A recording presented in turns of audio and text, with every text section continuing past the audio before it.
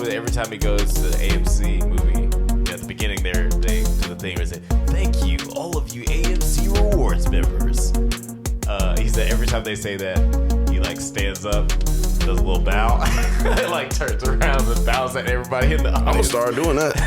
Yeah, I was like, yeah, I'm definitely gonna start doing that. do the princess wave, the queen wave.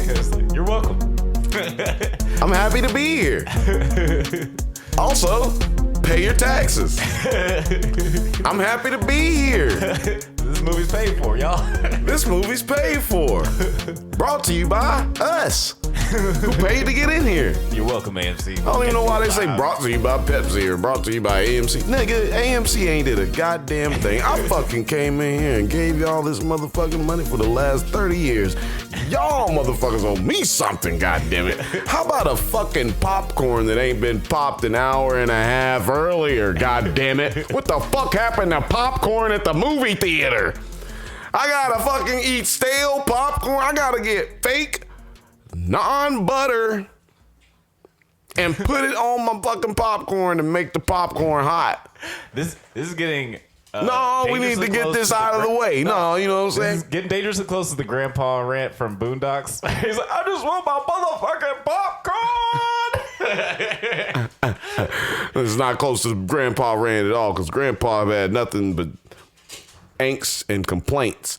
I got motherfucking facts, He has some valid stats. complaints. He has some valid shit. No, he was just complaining about prices. I'm complaining about quality. Nigga, y'all make the popcorn 2-3 hours ago. I don't want that. Matter of fact, nigga, next time I go to the movies, I'm making them, we getting there early. If you're with me, you better make sure, anybody, you, Alex, you as well. Yeah. You right there, just listening to this and hadn't subscribed yet. I'm talking to you. Next time I go to the movies, I'm making them make my popcorn fresh. I'm gonna sit here and wait. I'll wait. How long you got? An AMC member. I am an AMC member, goddammit. And then when I go to Regal, I'm gonna tell them I'm a Regal Cinemas member. They just thanked me in that theater. Goddamn. I'm not gonna go. I'm gonna be there early, so I'm gonna have to tell them. They gonna thank me in that theater in a minute. God damn it. And do you want me to stand up and realize that I have not been served to the fullest of the capabilities? Because I'm gonna have to complain and ask for everything in here free. Fall for it. So just a shout out to anybody who is a popcorn lover and you've been getting raped at the, well, I shouldn't say rape because this is YouTube, but if you've been getting, one day we're gonna dub stuff. Demonetized for so many other things. We're just gonna dub everything at the end. I don't know. That's not true. I'm not gonna dub anything. Who's gonna do all that? Hadn't seen it. Sorry. So anyway, stand with me in solidarity, people. Like and subscribe, and let's go to the fucking movies and complain about the popcorn. We're going to get to the movies like we're going to LAX. We're going to get there early, and we're going to complain about the popcorn, and we're going to sit and we're going to wait. It's going to be a sit-in before. Oh, yeah, man. I just found out that they kind of do this everywhere. The stadiums and everything. They cook the shit like 2 days before and then dump trash bags of popcorn into your hot lamp. It's not even hot, apparently, because it'll dry out the popcorn. But who cares? It's stale. Yeah, it's a sad state of movie snacks, which is why I honestly don't even buy any of the concession stuff anymore. It's just like, whatever. I mean, you can't eat most of it no more. That's true. But hey, you know what, though? Shout out to the nachos. I feel like nachos have improved immensely. Shout out to the nachos. But they do skim on the cheese. I feel like they give you less. You feel like they give you less cheese. They give you a very exact amount of chips and cheese now. They used to fucking give you a cup. Like you used to have the tray with the little cup tray built into the tray. And then they give you like the cheese overflowing the tray, and then they dump a little cheese on top of your chips. Right, yeah. That used to be how it went down. Yeah, and your chips was hot back in the day. That was the baseball stadium special. Right. Chips was hot back in the day, too, by the way. They didn't come in a bag. That's true. And then you had to bust them open. But I will give them credit that I ain't mad at the chips. I ain't mad at the chips right now. You know, I don't need hot chips. I need hot popcorn, though. It's called popcorn. Why does it pop, Alex? Because it's hot. Because it's hot. Goddamn it, it's hot. But we're gonna move on because I feel like we've been ranting about snacks for a bit. 5 minutes. We did 5-minute rant on popcorn. But it's very important. It's very important. This is a People show going back to about the movies, you movies need to know. and television, right? This is a show about movies and TV. People watch TV at home. What do they want to do? They want to get a little box of popcorn, a little bag. Indeed. Hello, you beautiful nerds. Welcome to the Drunk Banthas podcast, where we talk about sci-fi, fantasy, horror, and all of the popular art that we love. Also, we do it drunk. I'm joined, as always, by my co-host and brother Bill. How are you? Yes, I'm doing quite well. Good. Yes, It's a very posh evening here in the Highland Park area. Indeed. I'm sitting here drinking some coffee, but it's 9 a.m. somewhere. Am I right? We're on two different ends of the universe. Two different ends of the world. Hemisphere, one would say. One might say. I feel you a little bit southern. I'm feeling a little bit southern. Rock and roll. I'm feeling a little bit. No, well, you very Australian accent that you're doing there. Yeah, I'm trying to do a Richard Ayoade. I've been watching too much Dark Place, so I'm just in Richard Ayoade. You've been in a dark place. I'm in a dark place. Watching too much dark place. I'm in a dark place. It either means you're in a black club or a butthole. I'm sorry. I couldn't help it. I know there's somebody watching right now like, oh, man, a butthole. Why did he say that? Bated breath. Is he going to say butthole? Yep. They were like, don't say butthole. There was somebody that said, don't say butthole. I said it. I said it right here in Highland Park. I said it on YouTube. I said it on YouTube. I said it on Drunk Banthas. I said it. Shout outs to Chris Rock. But today, guys, we are talking about the 11th episode, the 70 last episode. Damn, my hand is actually Andor. Yes, it's been a great show. We've been talking about how much we've enjoyed it and how different it is from your standard Star Wars. Not that we dislike standard Star Wars. We love standard Star Wars, but this is just very, very, very different in feel and tone and style. And this episode continues.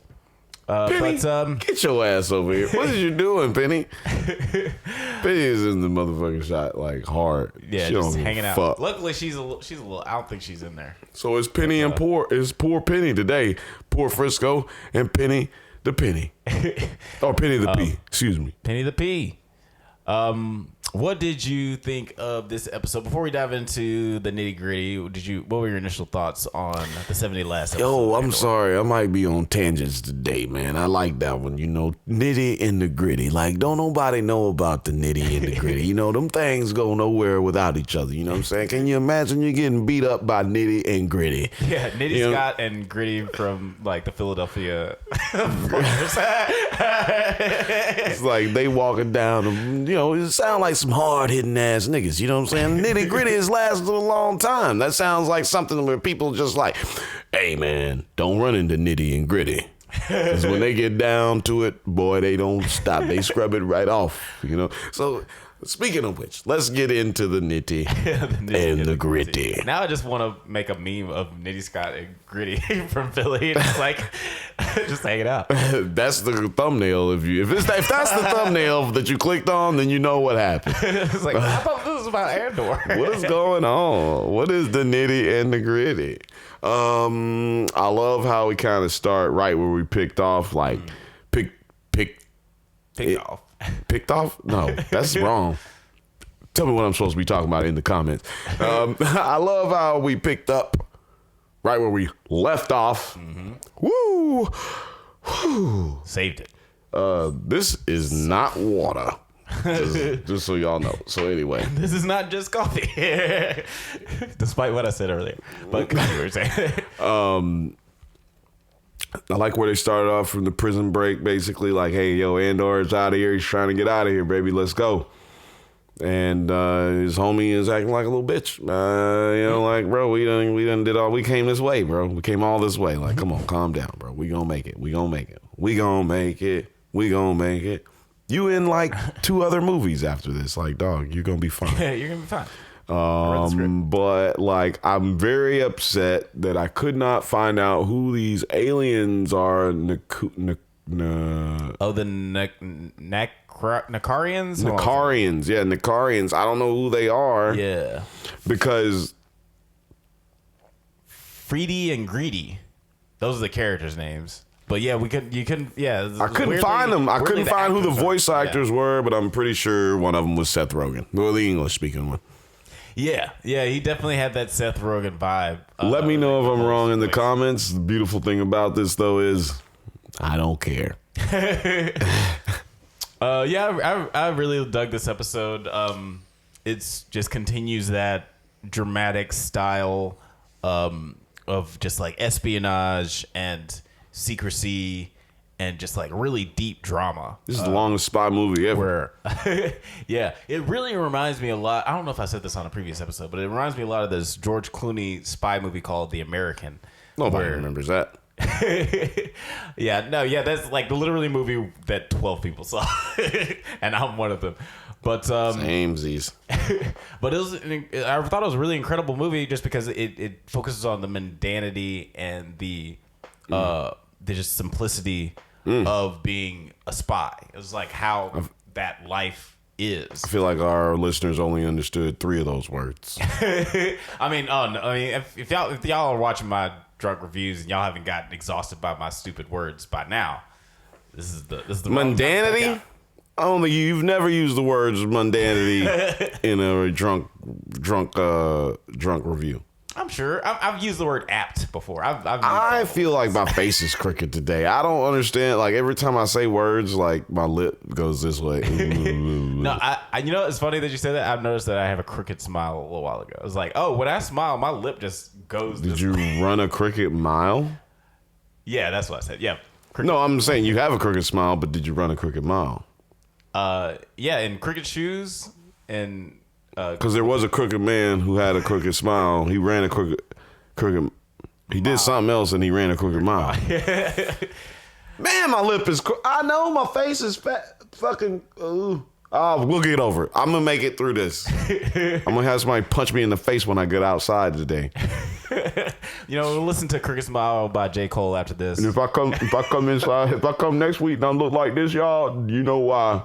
Got punched in the face. Let's go ahead and dive into let's talk about what we're talking about. The craziness of this episode because a lot of things happen. Like not a lot like a plot happens, but it's just a very emotional episode. Very dramatic episode.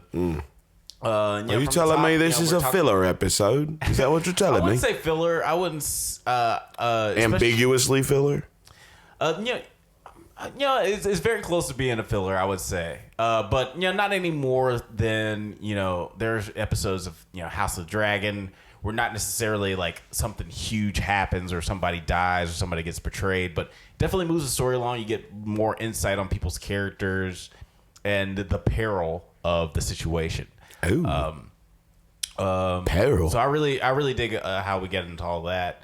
We, like you mentioned, we kind of just start from where the last episode ended off, Marva passing away and Andor escaping.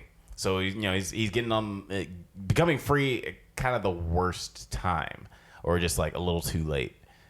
Actually, kind of perfect because they were looking for him to come back and visit his mom. So perfect for everybody who's looking for him, which is why I think this is an interesting episode where. Well, it's perfect for him. I mean, he could decide not to go. Right. But we all know that that's going to be a boring finale if he decides not to go. Or really cool, and if he like goes and like robs another station or like does something else to like fuck with the Empire, knowing that it's gonna like, or maybe Lucian. What's this nigga's name? Blonde man. Luthen. Skarsgård. I'm not remembering his name. It's Skarsgård. Lutheran, the guy. Yeah. Maybe they intercept him before he gets, because I think that's the package that they were talking about that they needed to get, and there's the bid on it. Other people are looking. There's other buyers looking to get it. Yes, Cassian's the package, right? And I think that maybe they intercept him before he's able to get back to what's it called, Felix? Yeah, Felix. Yeah. Yeah, it does seem that way. It's one of the most interesting parts about this episode, because we've been building to this the past few episodes, but now it's all coming to a head where fucking Dedra and Skarsgård and even fucking Cyril Figgis, he's even like honing in on the location of Andor, or where he might end up going. So it's just kind of all coming to a head. But the way that the episode ends doesn't necessarily lean toward Andor going back Cyril home. Figgis. His name's Cyril. That's where my mind goes. Cyril Figgis. Oh, man. Shout out to Archer. We're going to be doing Archer Breakdown season 28. Right? We're going to be doing that in a couple of weeks, or next week. It should be out next week. Yeah, it should be out next week. But yeah, what we might already did it. You don't even know. It's going to be out next week. You don't know what the fuck. You don't know. But yeah, Marva dies, prompting a funeral ceremony on Ferrix, which Miro encourages in the hopes of rooting out rebel activity in the area. And then, like, after that, back on Coruscant, Vel informs Clea, which is like the brunette lady who's been hanging out with Skarsgård, because she's a true Clea. Cleas don't clay. I don't know. That's stupid. Clea's only Clea while they claying. Don't hate the clay. Hate the came. I don't know. And ooh, that was nasty. Yeah, that sounded gross. Ooh, that was dirty. I like it. Don't hate the Clea. Hate the claim. The came. I came all over the place. I do really, really like the dialogue in this this episode, because. And this whole show, but like it just really shows, you know, the lengths people have to go to hide what their true intent is. Like the Vel and Clea scene was really, really good. The way that they're talking around what they're talking about. Talking about what we're talking about. Yeah. I was like, oh, that sounds familiar. Then Vel hashtag talking about what we're talking about. And then Vel goes to meet up with Mon Mothma, my favorite character. What did you think of this scene where, like, you know, Mon is opening up to her cousin about, weirdly, her daughter is into all this ceremony shit, which might make it easier for, you know, her to be betrothed to this psychopath's son. But it's clearly something that both of them as cousins have fought to get away from for a generation at least. Right. Only to watch it recede back under the gaze of the Empire. Yeah, it's weird. We haven't seen the full extent of why, beyond just like arranged marriages, why exactly Vel and Mon are so opposed to this religion or lifestyle. But I'm sure that we'll... I mean, it clearly has to do with the fact that women are just married off to random fucking dudes and taught to be submissive. And you saw how, like, the chants that they were talking about, like, had to do with their braids and shit. Like, their braids have something to do with their chastity or some shit. I don't know, bro. That's gross. Yeah, it's all very... Like, I need to go back and listen to that dialogue. I did like how they interwove back that into time. in between, like, Bix's torture, which is basically a throwaway scene in this entire fucking episode. It is a very throwaway scene. Like it didn't... did not need it at all. Take that out. Nothing changes in this episode. Nothing changes in this episode. I'm sure it's going to build to something in the next episode. Could have showed it Could have showed it in the next episode. That's all I'm saying. Yeah. You probably could have just showed it in the next episode, depending on like how... Could start the very next episode with that, and I guarantee you it changes nothing. You know how I know? because it changed nothing in this one. Well, this is one of those weird. One of the things that Disney. But like I said, it would have. Sorry, I was just saying you would have to show that scene at the very that would have to be an opening scene for the next episode, and it would make way more sense than it is gonna make in this episode. Not saying it's not needed for the series, just didn't need it in this episode. Yeah, could have got more Cassian and old buddy with the alien dudes taking them off to N-word planet. The N-word planet. I don't think I like Star Wars no more, man. They got N-word planets. I did like how one of the weird things about the show, even though the pacing isn't as bad as like say Boba Fett or Obi-Wan, it does feel like it works better as a whole rather than just like episode by episode. The story will once the season ends and you watch it all together, it'll play better than just like week to week, just because of those moments like that. But I did feel like that actress did, and the fact that she didn't really say anything, she did some serious acting in that one scene. Oh my god, I was like, oh man, somebody get her some water, give her a nap. She looks so terrible. Hollywood been trying to make her famous for some time now. They've been putting her in some really bad movies now. Yeah, she's been popping. The only thing I've seen her in is The Belkin Experiment, which is a movie that James Gunn wrote. Bad. No, I'm joking. I thought it was I didn't fun. see it. Yeah, so it's a fun little movie. I'm just joking. But fun little movie is a very clear and obvious description of a bad movie. I just I just want you guys to know, out there in the world, out there in YouTube, that's a bad movie. No, it's a good movie. It's just it doesn't it's not revolutionary thing like that. It's just a really fun horror movie. Well, whatever. You just so bad. But yeah, while speaking of movies, speaking of bad movies, I just want to say shout out to Prim Hood Cinema. Go check out his channel. Go check out Random Internet Guy. Sorry, Tequila. Go check out Random Internet Guy and go check out Prim's Hood Cinemas. And subscribe to their channel. They're friends of the pod. They're friends of the pod. So pot them on over. A little teaser. We'll definitely be collaborating with those two in the future. Very excited about all that. See my shoulders? It's excitement right now. That's excitement. I'm ready. Shoulders. I'm excited. But yeah, sorry. I just wanted to give out those shout outs. Please like and subscribe to this channel. We get to Guerrera. Well, actually, just to mention before in the Mon Mothma scene, Mon tells Vel that she's basically run out of money, and that's why she has to do this arranged marriage. Bitch, that's why all that's icky. I'm sure we'll get a little bit more insight into the religion and her situation, and you're sure? Possibly.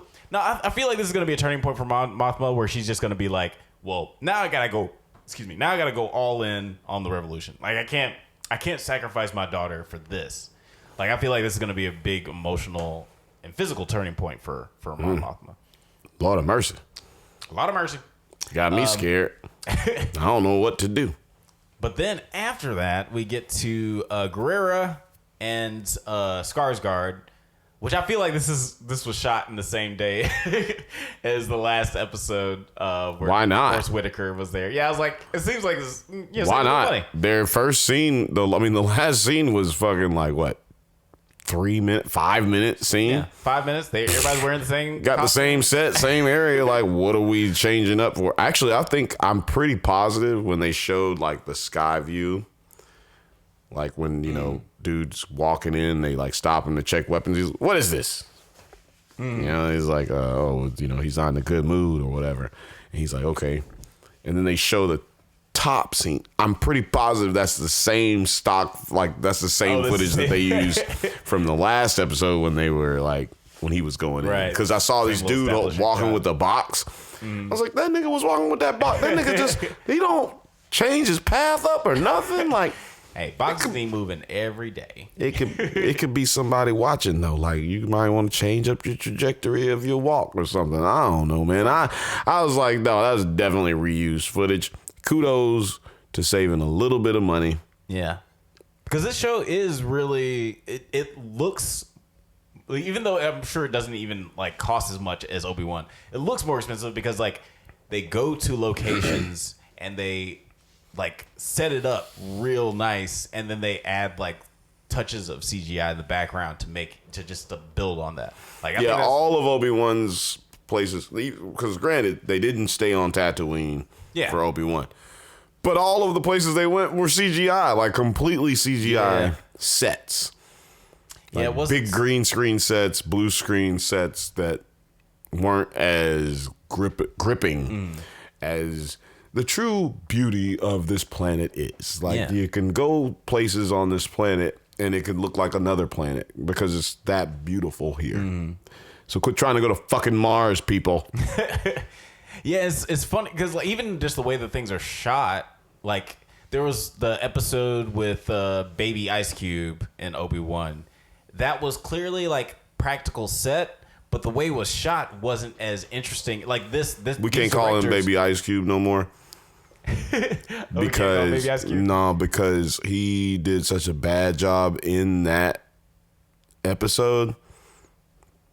He just got to be O'Shea Jr. You got to call him by his government name. I mean, all right, yeah. All right. I didn't like his performance. You didn't really like his performance. No, I didn't like his performance either. So he O'Shea Jr. Like the way that they shoot things on here really is it displays the like you can see all the money on the screen like very, very well. Sometimes like you see something that costs $200 million, like where'd the money go? But you can see all the money on the screen here.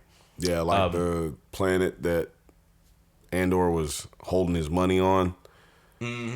Like it is beautiful. But I will point out when they got back to the planet, it was kind of gray. Like as if the Empire had messed up the squigglies on that planet too. Yeah. Yeah, and it was even like you saw how populated the beach was when Andor was there. Yeah, that's right. And now it's like completely deserted. There's just like a couple of like whatever seagulls, space eagles. Yeah, they're like basically terraforming planets all over the galaxy. It's kind of showing you, because you never really get a chance to see in New Hope and like the first movies, you don't get to see what the Empire's actually doing. It's so treacherous. You know, you just basically, you have to assume they're just bad, evil people. Oh, yeah. You know, you just, they give you all the music and everything, the presence to make you feel that, but they don't actually ever show you anything that the Empire is doing or have done. Right. And even in the prequels, they don't really show you anything. It's still like a very ambiguous right and wrong. Right. But you see that, like, you know, killing little kids is not right. But, you know, like, certain people are willing to do certain things to enact an agenda. Right. And I feel like this whole series really has done a better job of displaying how evil the Empire is. You know, I can't say those words without doing his voice. I can't say the word evil without saying, you know, in the voice, and definitely not the Empire. Yeah, I mean, it feels like he invented those words. The Empire. Yeah, they definitely do. Well, it was a galaxy far, far away a long, long time ago. So he might have invented them, for all we know. The history books don't go back that far. People couldn't read. But yeah, I definitely dig all that too. Like, that's one of the strengths of this show, is really showing the Empire as an intimidating force, because it is very black and white. Good guys versus bad guys. Good guys are always going to win. Bad guys are always going to lose. But then now you see why everyone's so afraid of them, why they're actually so evil, how they change cultures and lives, and like it really, you really see the effect. I guess what I like about especially this time period in the Revolution is that the good guys don't always win, in these stories. The good guys lose a lot, and then, there's give and take. That's what war is about. It fucking sucks. Kind of like life. And even with, just to speak more on this Guerrera scene with Guerrera and Skarsgård, even losing, losing is a part of winning as far as strategy goes. Because we talked about this a little bit on the last episode, but Skarsgård gets wind of an ambush on Krieger's men, and Guerrera was all set up. That was in the last episode, right? Yeah, we get that hint that basically Krieger's going to be sacrificed because Skarsgård doesn't want to give up his mole in the Empire. I hope we get to see this Krieger guy at least once, because we've heard a lot about him. We have heard a lot about him. Hadn't seen him. Sounds like a terrible person. We saw the little the CGI hologram that they showed Bix. It was like, is this the person that you? Is that him? Yeah, because they were like, is this a person you've been communicating with? Because even though is that Krieger though? I assume they know what Krieger looks like if they pulled it up. They I'm just saying, you're assuming that that's Krieger, in my opinion, just because I didn't hear them say that was Krieger. And I'm just they that's the only thing that, because I was expecting her to say yes to save whatever. It's like, you don't know what she said. Y'all got the wrong name, yeah, because she's fucked up. No, you don't know what she said because they didn't show us, and they didn't go back to that. They just didn't even go back to that whatsoever. Yeah, it's pretty much implied that... left to your own devices on this one. It's implied. It's nothing implied. You're left to the one to be implying. You can either imply that she gave up that guy, the random guy that was on the screen, or she didn't give up anybody. Right, yeah, we'll see what happens next episode. I'm assuming that we're not done with Bix's story. You have to be, because that would be a terrible way to never mention her character ever again. I'm assuming what probably happened is that in her crazy state, she gave up Krieger. They're gonna ambush Krieger. Skarsgård and Forrest Whitaker are still gonna be alive, and something's gonna happen where Skarsgård, Forrest Whitaker, Bix, and Andor all end up together in some big happy rebellion. And Krieger's dead. Yeah, Krieger's dead. But yeah, Forrest Whitaker, fucking Skarsgård, Bix, Andor, they're all gonna be hanging out. Dead. Everybody gonna die. This is a sad story. Everybody except Bond's gonna die. Yeah. Yeah, it's a super sad story. There's at least somebody dying every episode. Or at least you meet somebody that's new that's gonna definitely die later. Yeah, it's death all around, death and despair. I ain't seen none of these niggas in New Hope, except Mon Mothma. She's literally the only one who's in the New Hope, I guess. But only one. Spoiler alert. Sorry if y'all been watching this show thinking it's a happy ending. Boy, we got a rude awakening for you, boy.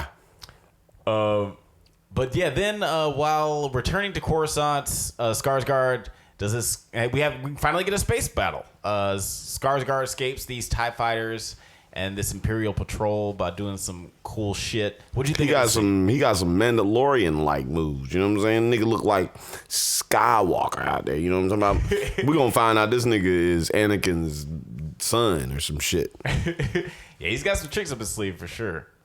It's that was a pretty cool scene. Where did he get lightsabers for his where he get them lasers from? Nigga had lightsabers on the side of his fucking plane. His ship. Yeah, he had those crazy lasers on the side. That was dope. I was like, why doesn't every ship have this? But he's a rebel. I'm sure he's added a lot of modifications on his ship. It's actually very obvious that he's made modifications on a ship just to avoid the Empire from this little scene. Yeah, they thought he was just a harmless little ship. Yeah, but they were still going to fuck him up. And that's some shit. It's like, we need the practice. We need the practice of being fucking cunts. Let's be cops, Yeah, you know what? Pull him over anyway. Sir, We thought this was the car we were looking for, but this is not it. The tag comes back clean. Pull him over anyway. Well, while you're here, you do fit a description. I hadn't beat a nigger in a fucking couple of weeks, so go ahead and pull his ass out of the car anyway. Pull in the tractor beam. Pull him, man. Also, if you have a tractor beam that has, let's just say, the power level of 10, why would you be doing it at 2? I'm just trying to figure out. If you had more power, after you find out the nigga's trying to leave, you want to add more power to the tractor beam. Bro, it seemed like they needed to warm it up. Like, it doesn't seem like it was all up. No, I mean, warm it up. You started it. Like, just, nah, bro. He turned around and told him to increase the power when they realized the dude was trying to get away. Why not have already just had it going, like, at full blast? Bet you somebody mentions that to him. I bet you somebody gonna mention that to him. Somebody who sound like this. Oh, you think we're gonna get Darth Vader in the last episode? There's really no reason for us to get a Darth Vader, but I feel like no. Let me answer your question. Because they have to use Darth Vader sparingly. He's not a character. I mean, it's like Obama when he was in office.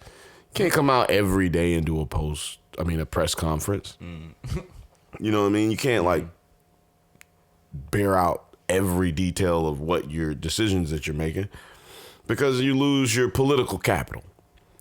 And if you bring out Darth Vader in every series or every movie that you do that's not necessarily related to him, his mystique will be lost a little bit. Yeah. Unless he comes in and does some badass shit. Like, you know what I mean? Like, right, other like than Rogue that, One shit. Rogue One shit. Obi-Wan scenes were pretty, like, the fighting scenes with Obi-Wan and Darth Vader were pretty cool. Like, so unless they came out, like, it would have to be doper than the Obi-Wan shit, though. Like, you know what I'm saying? Like, they'd have to do, and so I feel like there's no real reason to bring him in because there are no Jedi. Yeah. There is no one that can actually, like, oppose him or challenge him, so it would not really be that dope. But going back to the tractor beam scene and the space battle scene, I thought it was crazy gnarly how prepared this guy was. Skarsgård, you keep calling him? I don't know. It just surprised me how prepared he was. Like, it blew me away, like, how efficient and effective he was. You know, like, they just showing you, like, yo, this dude ain't just some organizer. You know, this dude is very capable of defending himself and of taking out damn near half of a fucking squadron. I mean, he took out a whole fucking squadron. He took out, like, what, 3 stormtroopers? Or 3 TIE fighters? No, it would have been 6, because 4 at least, because they came out in bunches, in 2 formations, and he killed 2 when they came out, and then he killed another 2 on his way out, so I guess it's 4. Yeah, making Han Solo look like trash. Man, Hans, you ain't never killed nobody that quick, that efficiently, and got away. Nah, I guess and got away. Right. Yeah, that was a dope scene. It was like the first like kind of dogfight we got in this show. And yeah, like you said, it just shows how capable Skarsgård is in like these situations. It's like, I don't just talk the talk, I walk the walk too. Also, the reason I brought up the tractor beam part was like the inefficiencies of why would you not have it going all the way and not have, you know what I mean? Like, and then instead of having it going all the way, you're going to have it going like a quarter of the way. And then when the motherfucker tries to take off, you're going to try to increase power. It speaks to the arrogance that not only Skarsgård, but Andor have spoken about. Like, you can't be, don't worry about the Empire, nigga. They fucking stupid, bro. Like, they not prepared for what they not prepared for. Right. Yeah. And they underestimate every enemy at every turn. Mm-hmm.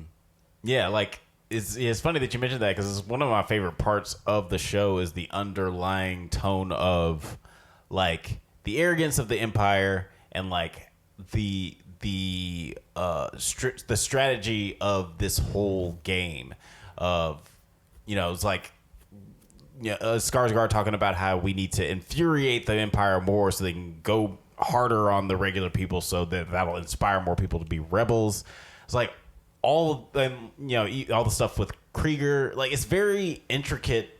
Like you get the idea that Skarsgård is like 10 steps ahead on the chessboard, and he has to be because he has that sense of desperation. Like I really, really like everything that's going on with Skarsgård's character and how he's plotting out the whole rebellion. It's interesting. Yeah, I'm really just now starting to get curious about his backstory as a whole. Yeah, me too. I'm like, okay, where does this dude come from? But then, like, to your point, as far as Andor goes, him and whatever. Cassian discovers Marva has passed away after communicating with Ferrix. And then Cassian and what's his name? I forgot his name. I thought I wrote his name down. I guess it didn't. Did it last episode. Oh, Niamos. No, that's the name of the planet. Whatever. Oh, the N-word planet? Melshi. Cassian and Melshi, they make their way back to the beach planet. Don't you be saying N-words. Yeah, you say the beach planet. Don't you say N-word in here again. Nigga, I will say. That's not the N-word. That's not the N-word. But yeah, I thought it was kind of like funny. We say nigga everywhere we go. I did find it funny how Cassian's stuff was just like in the same spot. Like, it's just like a little too high where no one would think to go there. And yeah, we see him discover that his mom has passed. And him and Melshi decide that they don't go separate ways. Yeah, they're going to go separate ways, but they intend to publicly expose the Empire for the unjust prison system. Well, old buddy decides to. Andor was kind of more concerned about the fact that his mama just died.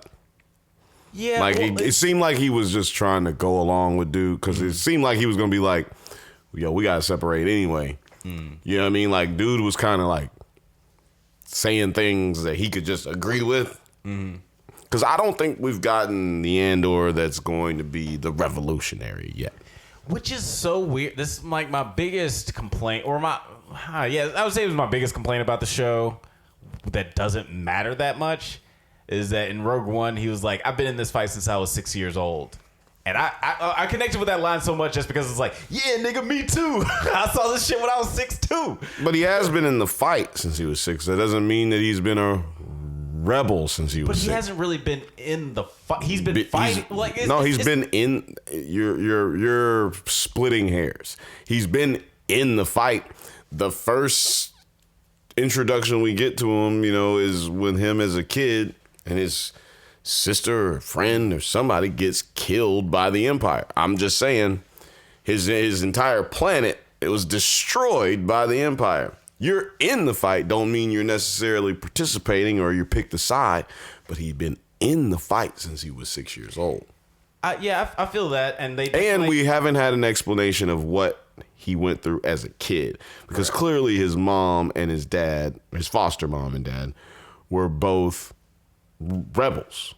I mean, they were stealing shit, and she clearly gravitated towards that energy. He, what's his name, Cassian? Yeah, his Andor's foster father, he died. Oh, you mean Clem?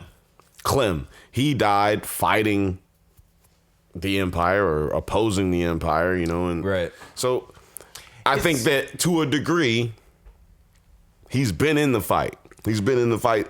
Now he may have took some time off. You know what I'm saying? Like, because he was in the fight with his parents. One of them died.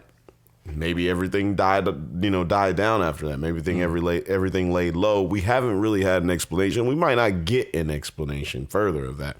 But to be fair, there could be way more to that than what we've gotten so far. That's true, and that's probably one of they initially wanted to make this 5 seasons so they can probably like flesh out all that. Glad we're not doing that, but I do feel like just from the narrative of the show, of like, one, that kid seems way older than 6, but 2, like just the way that Skarsgård approaches him in the episode 3, where it's like you haven't been in the fight, like you've been actively avoiding the fight just so you can spit in the face of the Empire, but not actually involve yourself in the rebellion. Just the way that he says it in Rogue One, it just makes it seem like he's actually been an active part of the rebellion since the beginning. But I get that. Like, that's what the show is about. We're trying to see what inspires him to be in the rebellion. And I dig all that about it, but it just kind of, it's that one line from Rogue One, just like, it's a little weird. I think you're just interpreting it wrong. I mean, like I said, you can be in the fight and not actually be a member of the revolution or the rebellion in this case. And still be fighting. You know, he was stealing things from the Empire. Like, yeah, it was making him money, but he could have stole things from anybody. He didn't have to steal from the Empire. Right. He was doing it to hurt the Empire because of his hate and disdain for the Empire. Therefore, he's in the fight, which is the reason the Skarsgård wanted him to be a part of the revolution, the rebellion, because he's already fighting. Don't you want to hit him harder? Don't you want to hurt him more? Don't you want to fight them directly? Is basically what he says to him when he meets him. So I feel like, yes, that could be a little bit misleading if you're interpreting it as just 100% literal. You know, that because he didn't say I've been fighting with the rebellion since I was 6 years old. He said I've been in this fight since I was 6 years old. Right. So therefore, if he'd have said I've been in the rebellion since I was 6, I would be with you as far as the false outrage is what I call it. I mean, yes. I'm just saying. I'm not trying to make you seem like you're mad and whatever. I'm just saying, like, so yeah, with the false outrage, I would be there too with that. But he said in the fight, not in the rebellion. Which, yeah, that's true. A lot of people are in the fight and not actually a part of the rebellion, which is just like what makes the rebellion so impossible to stop. Is because there's people who are involved or support, but they're not active. Yes. They ain't in these streets. They ain't with me shooting in the gym. It's a very interesting arc for the character. Again, like, I'm not upset about it because it's like one line in a movie that a lot of people weirdly don't like, even though I really do. But I do like the way that they've established his character in this show, and just like showing the builds toward him caring more about this rebellion. But yeah, we're getting the final episode next week, right before Turkey Day. I know what I'm thankful for: more Star Wars. Yeah, but you might get one of these podcasts on Thursday. You might get one of these on Monday. I don't know. Andor. Fuck you. It's fucking Thanksgiving. Why you gonna do an episode on Thanksgiving, man? Yeah, clearly they're not thinking about the YouTubers when they're making their TV shows. Not thinking about the youth either. The youth. You gotta think about the youth. Gotta think about the youth. Won't someone please think of the children? Yeah. Shout out to, it wasn't Maud, Reverend Lovejoy's wife. Anyway, guys, we try to do this every once in a while, so go ahead and leave a like, subscribe so you can get updates on new videos. Check us out on Twitter, IG, TikTok, likewise, Apple Podcasts, Spotify, all the internet things at The Drunk Banthas. Thumbs up. Until next time, stay safe, my little Freedies and Greedies, and may the Force be with you. Like us, please.